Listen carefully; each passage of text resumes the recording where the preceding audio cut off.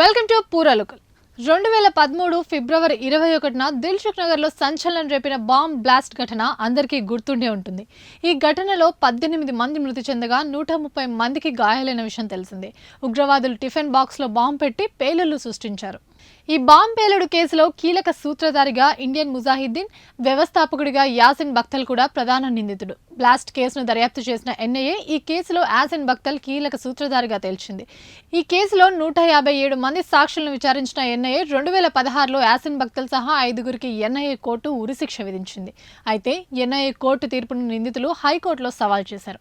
NIA court తీర్పుపై హైకోర్టును ఆశ్రయించారు నిందితులు. ఇప్పటికీ ప్రధాన నిందితుడు రియాజ్ బక్తల్ పరారీలోనే ఉన్నాడు. అయితే ఈ బాంబ్ బ్లాస్ట్ కేసులో తాజాగా హైకోర్టు తీర్పు ప్రకటించింది.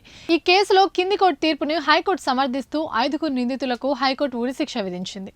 ఇవి ఇప్పటివరకు ఉన్న అప్డేట్స్. మరిన్ని అప్డేట్స్ కోసం చూస్తూనే ఉండండి పూరాలోకల్.